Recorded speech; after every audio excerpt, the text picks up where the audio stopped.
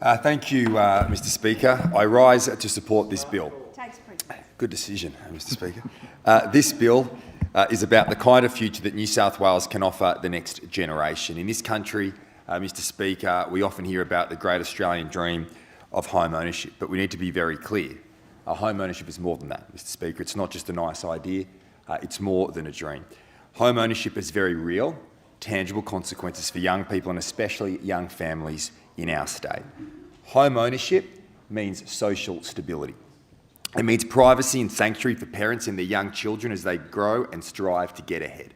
Home ownership connects people with their communities, a stake in the neighbourhood and the nation that means you are personally invested in making it better over time.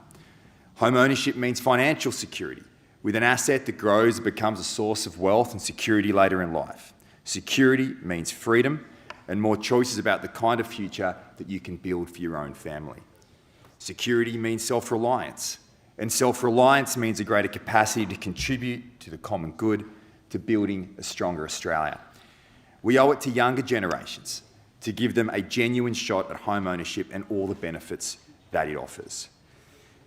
But we all have an interest in keeping the Australian dream within reach of every generation to secure a stronger future for our entire country.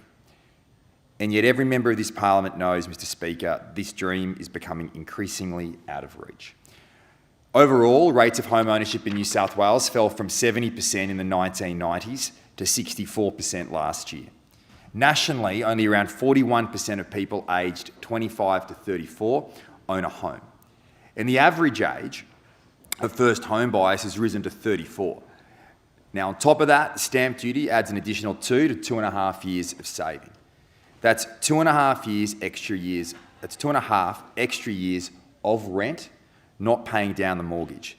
2.5 years extra of house price increases.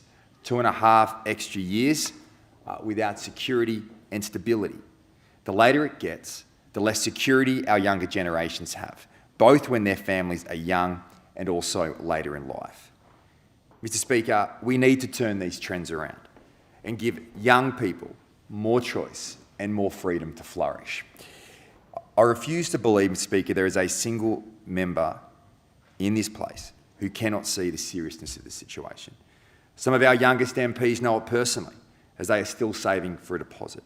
Others have children who feel locked out, or grandchildren for whom they fear the problem will only get worse. Mr Speaker, we are listening to the community who are telling us they need a real solution. Now, younger generations are not asking us to slap on a Band-Aid or kick the can down the road. Mr Speaker, younger people want solutions. They want to look at doing things differently, new approaches, and the power rests with this parliament to do something about it. The buck stops here, Mr Speaker. For decades, governments have announced policy changes that tinker around the edges, exemptions and grants that over the years get introduced, wound back, introduced, modified, abolished, and then introduced again, Mr Speaker. Now, sure, these policies have helped a limited number of first home buyers at a given point in time, but more exemptions and more grants have not solved the problem. They don't get to the heart of the issue. And it's time for this parliament, Mr Speaker, to show some heart with real reform that offers lasting hope for future generations. Now, this is what our government is offering with this bill. Our proposal has been raised by those opposite, has been carefully developed after multiple reviews, discussion papers, progress papers, and widespread consultation over many years. Mr Speaker, I am interested in change that actually makes a difference, not in theoretical policies that cannot get off the ground. But equally, I want to call out members opposite who are publicly arguing against the version, as we've seen, one after the other, of a policy, version of a policy that does not exist, that is not in the bill, Mr Speaker. In 2020, our government released an initial policy model for consultation. And based on the feedback we received, Mr Speaker, we worked through it, we updated our policy to arrive at the proposal that's currently before the House in this bill, and that is the bill that should be debated today, Mr Speaker. Good governments develop good policy based on research and the feedback that they have received.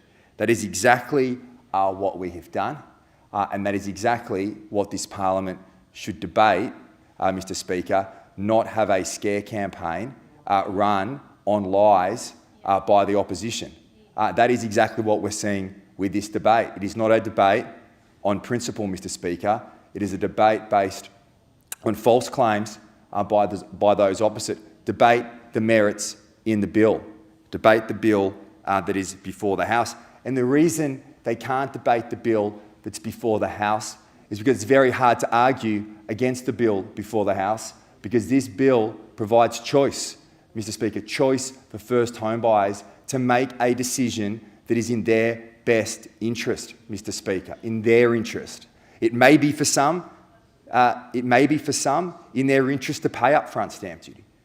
It may be for others to pay a smaller amount every year. That is their choice, and we're entrusting younger people particularly to make a choice that suits their circumstance, Mr. Speaker. Now, our policy is targeted directly at first home buyers because our consultation identified, Mr. Speaker, they are the ones that need the most help, and we are providing that help with this approach amongst a suite of other measures that we have announced in this year's budget, Mr. Speaker.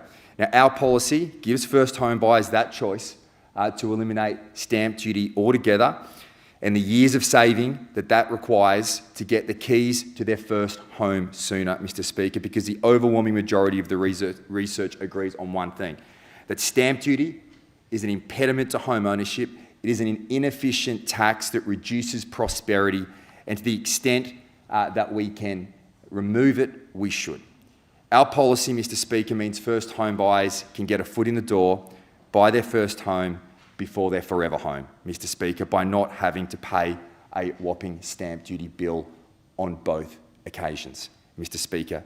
That gives them more choice if their needs grow or their needs change, and they're not locked in by the fear of tens of thousands of dollars in stamp duty going down the drain. This is the reality, Mr. Speaker, of the home ownership journey that most people go on.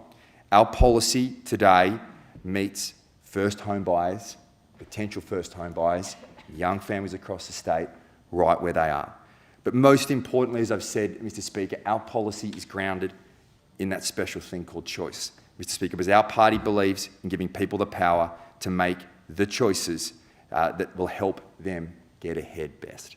Mr. Speaker, we will put the power through this bill, Mr. Speaker, in first home buyers' hands. No one will be forced to choose one way or the other. Now, unless those opposites succeed in their efforts to oppose the bill, take away choice, Mr. Speaker, and force stamp duty on everyone. Mr. Speaker, we all agree, Mr. Speaker, we all agree that first home buyers deserve a better chance at home ownership. But the cure must not be worse than the disease. A real policy to help first home buyers must not undermine our state's capacity to fund the services and the infrastructure that everyone in our great state relies on. A policy like this must be prudent, as well as helping first home buyers, Mr. Speaker. It must be fair to taxpayers and sustainable in the long term. And the bill before the House does exactly that, Mr. Speaker. Buyers who choose not to pay stamp duty will cut years off the time it takes them to save for a home. But the alternative annual property fee they choose, Mr. Speaker, will also be affordable. Now, importantly, the annual fee will only rise in line with economic growth, capped at 4%, while the property they have purchased will no doubt, Mr. Speaker, as we've seen, particularly in Sydney, Mr. Speaker, but also everywhere across the state, that the property they have purchased will no doubt increase in value much faster. Our bill today charts a path to a sustainable future in which first home buyers get their key to their first home faster without breaking the budget and placing an unfair burden on the taxpayers of our great state. Mr. Speaker, this bill is necessary, it's reasonable, it's real reform, it is sustainable for the future, and ultimately it's grounded in choice. But above all, Mr. Speaker, this policy is right. When members were elected to this place, we have been given the opportunity to talk about why we're here. We talk about values, principles, people, all the things we vow to put before politics. We talk about making a real difference for the next generation, and I believe every member is sincere when they make those statements in this place. This bill offers members an opportunity to put those words into action. Can I get a extension, Mr Speaker. The member asked for an extension of time. All those in favour, please say aye. Those against, extension of time granted. Mr Speaker, as I said, this bill offers members an opportunity to put those words into action. This is real reform for the next generation, Mr Speaker. This is principled policy, and we must not let politics get in the way. We don't come into public life, put their hands up to run for parliament, to run political scare campaigns that are not based in truth. You should come into this place, look at merits of the bill and do what is right. Now, there are contentious bills that come through this place all the time.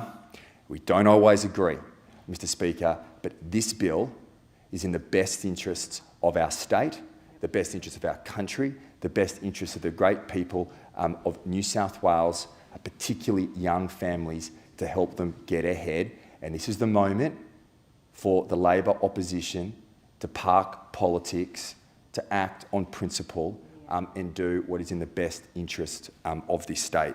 Mr Speaker, this is the chance to give our younger generations, the next generation, a choice and a chance at achieving the great Australian dream. I commend the bill to the House. I thank the member for Epping.